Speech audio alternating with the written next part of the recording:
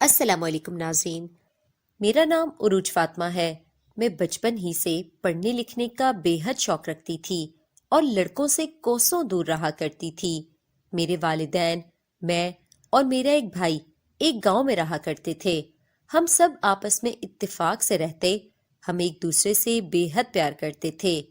ہم مشکل حالات میں ایک دوسرے کی مدد کیا کرتے تھے۔ گاؤں کے چھوٹے سے اسکول میں نے اپنا میٹرک پاس کیا اور انٹر کرنے کے لیے شہر کے کالج میں ایڈمیشن لے لیا۔ جب میں جانے لگی تو میری ماں نے مجھے بلایا اور وہی نصیحت دوبارہ کی کہ دیکھو، تمہارے دکھ سکھ کا ساتھی تمہارا بھائی ہے، میں تمہاری اچھی دوست ہوں اور تمہارا باپ ہمارا رہنما ہے۔ یہ بات یاد رکھنا، وہاں جا کر کسی بھی جھوٹے رشتے پر اعتماد نہ کرنا۔ یہی عمر ہوتی ہے جس میں لڑکے لڑکیوں کو بہکا کر انہیں غلط کاریوں کی طرف لے جاتے ہیں۔ میں نے اماں کو تسلی دیتے ہوئے کہا کہ اماں، آپ کیوں پریشان ہوتی ہیں؟ میں ان باتوں سے بخوبی واقف ہوں، آپ پریشان مت ہوں۔ یہ کہتے ہوئے میں کالج چلی گئی۔ جب وہاں پہنچی تو وہاں نئے لوگ دیکھے۔ میں سب کو دیکھ کر انتہائی شرمندہ سی ہوئی۔ سب نے چھوٹے چھوٹے لباس پہنے ہوئے تھے اور لڑکیاں لڑکے ایک دوسرے کے ہاتھوں میں ہاتھ ڈالے باتیں کرتے جا رہے تھے۔ میں ان سب سے کافی دور رہا کرتی تھی۔ دن پر دن گزرتے گئے اور میں ان سب سے دور ہی رہتی۔ البتہ ایک لڑکا جس کا نام نعمان تھا، جس دن سے میں نے کالج میں ایڈمیشن لیا تھا تبھی سے یہ میرا پیچھا کرتا رہتا۔ ایک دن کالج میں اس نے مجھ سے اظہار محبت کیا۔ اسے میں نے بہت سمجھایا لیکن اس پر ذرا اثر نہ ہوا۔ وہ نہایت کھلے ذہن کا مالک تھا، یا پھر اس بات پر یقین رکھتا تھا کہ کوشش جاری رکھو، ایک نہ ایک دن تو مان ہی جائے گی۔ میں اس کی باتیں سن کر ہنستی تھی۔ وہ دل ہی دل میں خوش ہوتا تھا کہ ہنسی تو، پر اسے یہ کہاں معلوم تھا کہ میری ہنسی کا مطلب ہے کہ ہنسوں تو کبھی نہ پھنسوں۔ آج پھر وہ چلا آیا تھا۔ میں نے کہا، اچھا تو تمہارا یہ دعویٰ ہے کہ تم مجھ سے محبت کرتے ہو؟ کیا ہوتی ہے محبت؟ کچھ معلوم ہے اس کے بارے میں؟ جس سے محبت ہو اس کے حقوق کا علم ہے تمہیں؟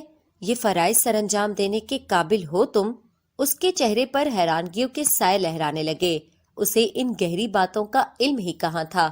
وہ تو بس فلموں ڈراموں کی آغوش میں جوان ہو کر ہزاروں نوجوانوں کی طرح اپنی فطری ضروریات کے ہاتھوں مجبور ہو کر محبت کا نام اپنی روح میں سمو چکا تھا۔ کہنے لگا، سچ میں جب سے تمہیں دیکھا ہے میرا تو چین و سکون ہی لٹ گیا ہے۔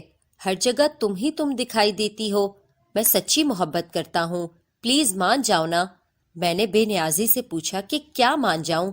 تو کہنے لگا، تم بھی محبت کر لو مجھ سے، میں بہت خوش رکھوں گا تمہیں، ہر بات مانوں گا۔ میں نے کہا، اچھا میری ہر بات مانو گے؟ تو کہنے لگا، ہاں ہر بات مانوں گا۔ تم نہیں جانتی کہ تمہاری یہ عام سی آنکھیں میرے لیے کتنی خاص ہیں۔ میں نے کہا، لوگوں کو تو محبوبہ کی آنکھیں جھیل جیسی گہری لگتی ہیں، تم انہیں عام کہہ رہے ہو؟ تو کہنے لگا کہ بناوٹی باتیں آپ کو پسند نہیں، یہ سب جھوٹی تعریفیں ہوتی ہیں، اس لیے سچ بتا رہا ہوں کہ چاہے یہ آنکھیں عام سی ہیں پر میرے لیے تو خاص ہے۔ میں نے پوچھا کہ خاص کیوں ہیں، وجہ بتاؤ۔ کہنے لگا، کیونکہ ان سے ذہانت ٹپکتی ہے، جب آپ کے لب پھول برساتے ہیں تب یہ بھی پورا ساتھ دیتی ہیں، ایسا لگتا ہے جیسے یہ بھی بول رہی ہوں۔ میں نے کہا، اوہ، تو محبت کی پہلی سیڑھی چڑھ ہی گئے ہو تم۔ اچھا بتاؤ کہ میری ہر بات مانو گے؟ اس نے ہاں میں جواب دیا۔ تو میں نے کہا کہ پھر میری محبت اپنے دل سے نکال دو۔ اگر تم سچی محبت کرتے ہو مجھ سے تو میری یہ بات بھی مانو گے۔ اس کی آنکھوں میں پانی جمع ہونے لگا تھا جسے اندر ہی اندر جذب کرنے کی وہ ناکام کوشش کر رہا تھا۔ کہنے لگا، ٹھیک ہے، آئندہ آپ مجھے نہیں دیکھیں گی۔ یہ کہہ کر وہ خاموشی سے چلا گیا، اس لیے کہ وہ مجھے یقین دلانا چاہتا تھا کہ واقعی وہ مجھ سے سچی محبت کرتا ہے۔ میرے لبوں پر مسکراہٹ پھیل گئی۔ میں نے دل میں سوچا کہ تم مجھے بے وقوف نہیں بنا سکتے۔ کافی دن گزر گئے، اس نے مجھ سے کوئی بات نہ کی، نہ کوئی کال نہ میسج۔ پھر ایک دن وہ خود ہی میرے پاس چلا آیا۔ کہنے لگا، میں نے تمہاری محبت اپنے دل سے نکال دی ہے، اب تم میرے لیے ایک عام عورت ہو۔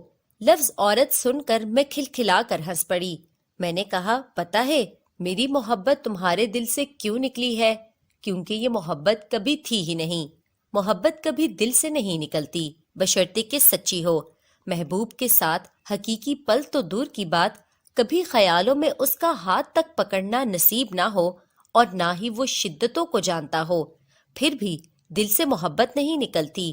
وہ شرمندہ سا ہوا کہ تمہیں کیا پتا میں کتنا رویا ہوں، کتنی راتیں جاگ کر گزاری ہیں، کتنا سوچا ہے تمہیں۔ پھر میں نے خود کو سمجھایا کہ میں تمہاری بات مانوں گا، فریادی بن کر اب نہیں آؤں گا، اس لیے کہہ رہا ہوں کہ محبت ختم ہو گئی، شادی تو ویسے بھی تمہارے ساتھ نہیں ہو سکتی۔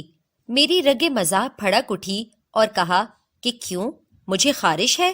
پھر ہنستے ہوئے اس نے بتایا کہ ہمارے خاندان والے برادری سے باہر شادی نہیں کرتے۔ میں نے کہا تو کیا تمہارے خاندان والے برادری سے باہر محبت کر لیتے ہیں؟ وہ چپ رہا، کیا جواب دیتا؟ کہنے لگا خیر میں تم سے دوستی کرنا چاہتا ہوں، تم بہت اچھی لڑکی ہو، اگر تم میری محبت میں گرفتار ہو جاتی تو میری نظروں میں اپنی اہمیت کھو دیتی، اور ہم لڑکے واقعی ایسی لڑکیوں سے محبت تو خوب کرتے ہیں پر شادی نہیں۔ اب کے حیران ہونے کی باری میری تھی، میری پلاننگ کامیاب ہوئی تھی۔ وہ سچ مان رہا تھا پر میں اس کی دوسری چال بھی سمجھ گئی۔ مرد کو بس سیٹسفیکشن چاہیے ہوتی ہے، چاہے ذہنی ہو یا جسمانی۔ جب اسے یقین ہو گیا کہ میں واقعی ہاتھ آنے والی نہیں تو اس نے دوستی کا ہاتھ بڑھایا۔ وہ میرے ساتھ باتوں سے ذہنی تسکین چاہتا تھا، وقت اچھا گزارنا چاہتا تھا۔ میں نے کہا کہ اچھا دوستی کر کے کیا کریں گے؟ اچھے دوست کیسے ہوتے ہیں؟ کہنے لگا کہ ہم اپنی ہر بات ایک دوسرے سے شیئر کیا کریں گے، میں آپ کو گفٹ دیا کروں گا، اکٹھے شاپنگ پر جائیں گے، خوب گھومے پھریں گے، کھابے اڑائیں گے، دکھ سکھ کے ساتھی، بالکل اچھے دوست بنیں گے، ہمیشہ ساتھ رہنے والے۔